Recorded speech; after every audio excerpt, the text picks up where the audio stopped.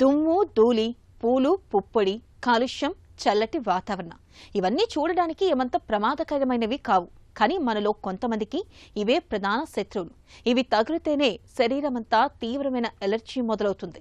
ఇవే కాదు, పెంపుడు జంతువుల బొచ్చు, సౌందర్య సాధనాలు, కొన్ని రకాల వాసనలు, రసాయనాలు, పాత పుస్తకాలు, ఇలా ఎలర్జీ కారకాల జాబితా పెద్దగానే ఉంటుంది. ఎలర్జీ మూలంగా చర్మం, కళ్ళు, ముక్కు, గొంతు ఇలా అన్ని శరీర భాగాల్లోనూ బాధలు కనిపిస్తూ ఉంటాయి. దురదలు, దద్దుర్లతో నిత్య జీవితాన్ని దుర్భరంగా మార్చే ఎలర్జీ బాధలకు ఆయుర్వేద వైద్యం చెబుతున్న చికిత్సలు, పరిష్కార మార్గాల గురించి ఇప్పుడు తెలుసుకుందాం.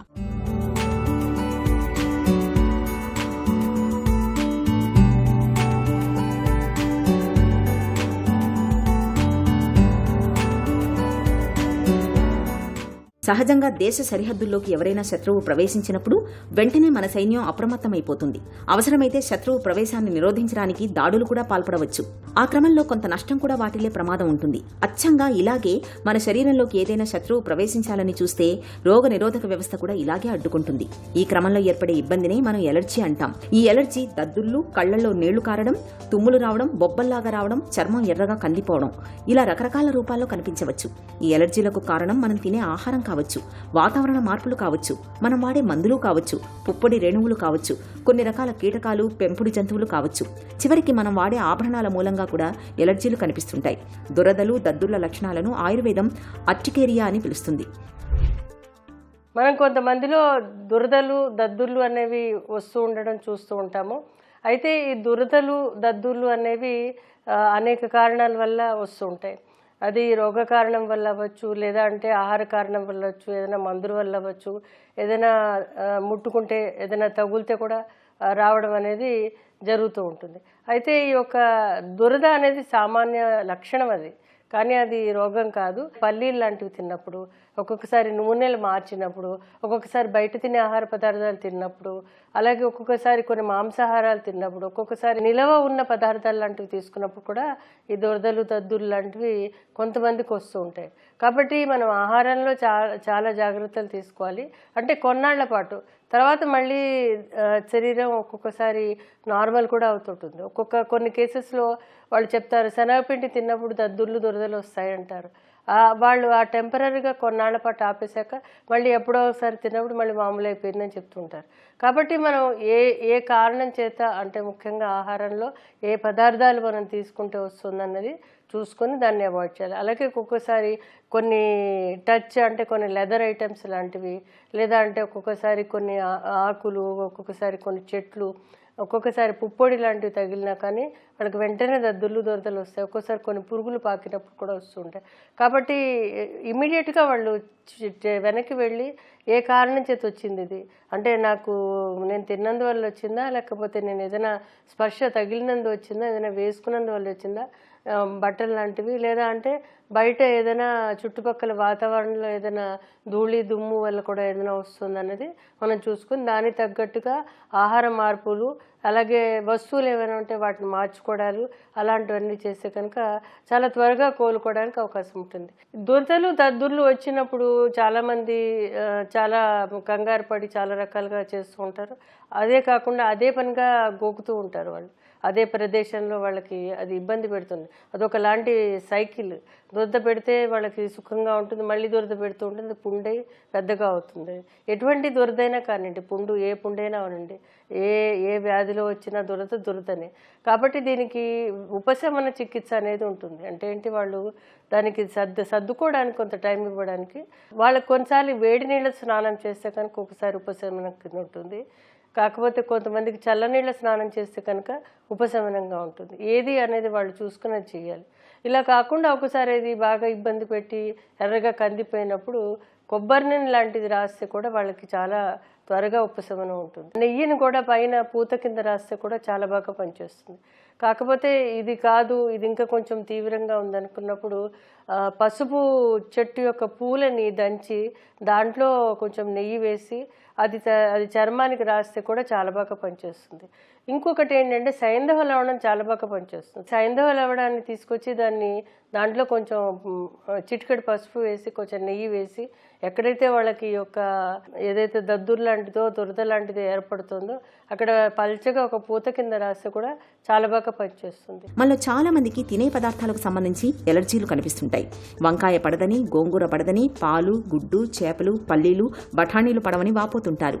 ఇలాంటి ఎలర్జీ కలిగించే పదార్థాలు తిన్నప్పుడు చర్మం మీద దద్దుర్లు రావడం, జ్వరం రావడం, ఆస్తమా పెరగడం, చర్మంపై ఎర్రగా కందిపోవడం, కొన్నిసార్లు గొంతులో వాపు వచ్చి శ్వాస తీసుకోవడం ఇబ్బంది అయిపోయి ప్రాణాల మీద కూడా రావచ్చు. ఏ ఆహారం వల్ల ఎలర్జీలు వస్తున్నాయో గమనించి వాటికి దూరంగా ఉండడం శ్రేయస్కరం. ఒంట్లో వ్యాధి నిరోధకత బలంగా ఉంటే ఎలర్జీ బాధలు తగ్గుతాయి. వ్యాధి నిరోధకతను పెంచుకునేందుకు రోజువారీ ఆహారంలో తాజా పండ్లు, ఆకుకూరల్ని ఎక్కువగా తీసుకోవాలి. ఒక చెంచాడు అల్లపు రసానికి ఒక చెంచాడు తేనెను కలిపి తీసుకుంటే ఎలర్జీ బాధలు ఇట్టే తగ్గిపోతాయి. ఎలర్జీలకు వాము కూడా బాగా పనిచేస్తుంది. వామును బాగా వేయించి పొడి చేసి పెట్టుకోవాలి. అన్నం తినేటప్పుడు తొలి ముద్దలో కొంచెం వాము పొడిని కలుపుకొని తినాలి. ఎలర్జీలు క్రమంగా తగ్గుముఖం పడతాయి. ముఖ్యంగా ఏంటంటే ఈ దురదలకి పనిచేసే ఔషధం ఏంటంటే కోష్టు అంటారు. ఇది బయట దొరుకుతూ ఉంటుంది. అయితే ఈ యొక్క చెట్టు యొక్క బెరడు కానీ కోష్టు యొక్క వేరు కానీ లేకపోతే దాని ఆకులు కానీ దంచి దాంట్లో కొంచెం కొబ్బరి నూనె కలిపి ఆ యొక్క ప్రదేశంలో రాస్తే కనుక చాలా బాగా పనిచేస్తుంది. ఇది కాకుండా శ్రీగంధము అని ఆయుర్వేదంలో చెప్పారు. శ్రీగంధం అనేది ఇప్పుడు దొరుకుతుంది. అయితే శ్రీగంధాన్ని కొంచెము ఆవు నెయ్యిలో కలిపి ఎక్కడైతే ప్రదేశంలో వాళ్ళకి మంటగా నొప్పిగా ఉందో ఆ ప్రదేశంలో రాస్తే కూడా చాలా బాగా పనిచేస్తుంది. ఇది కాకుండా ఉత్తరేణి యొక్క ఆకులు దంచేసి ఆ రసం తీసి ఆ రసంలో కొంచెం కొబ్బరి నూనె కలిపి బయట రాస్తే కూడా వాళ్ళకి చాలా బాగా పనిచేస్తుంది. కాకపోతే ఏంటంటే కొంతమందికి ఉత్తరేణి కూడా ఎలర్జీన్స్ క్రియేట్ చేస్తుంది కొంతమందికి, అది చూసుకోవాలి. అలా కాకపోతే మళ్ళీ పసుపు అలాగే మంచి నెయ్యి కలిపి వాడినా పర్వాలేదు. పసుపు ఆవ నూనె కలిపి కూడా రాస్తే కూడా చాలా బాగుంటుంది. అసలు ప్రత్యేకంగా ఉత్త ఆవ నూనెనే ఒక చిట్కా కింద మనం వాడుకోవచ్చు. ఎందుకంటే ఆవ నూనెలో ఆ యొక్క చర్మానికి హీల్ చేసేది, మంట తగ్గించేసేది, అలాగే ఆ యొక్క ఎరుపు తగ్గించేందుకు సహాయపడుతూ ఉంటుంది.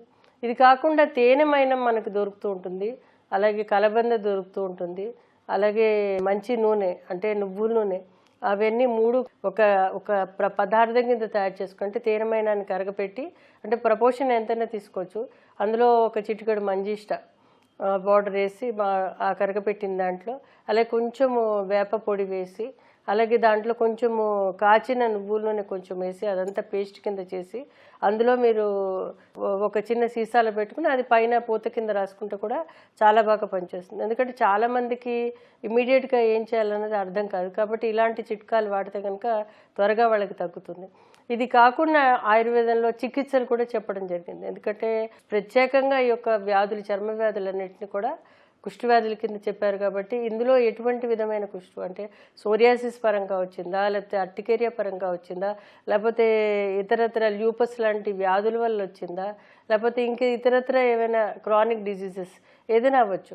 సో వీటన్నిటి కూడా వ్యాధి పరంగా వాళ్ళు పంచతిక్త ఘృతం అనేసి, గుగ్గులు తిక్త ఘృతం అనేసి, అలాగే పంచతిక్త గుగ్గులు ఘృతం అనేసి రకరకాలైన ఔషధాలు, త్రిఫలా ఘృతం అనేది, త్రిఫలా అనేది అంటే ఇమ్యూనిటీని పెంచే విధంగాను, అలాగే ఈ యొక్క హిస్టమిన్స్ ఏవైతే రిలీజ్ అవుతున్నాయో ఆ హిస్టమిన్ సప్రెస్ చేయడానికిను, అలాగే ఈ యొక్క శరీరంలో ఏవైతే ఈ రోగ కారణాలు అంటే ఒక్కోసారి ధాతువులు తగ్గిపోతూ ఉంటాయి, ఆ ధాతువులు పెరగడం కోసం కూడా ఆయుర్వేదంలో ఔషధాలు చెప్పడం జరిగింది.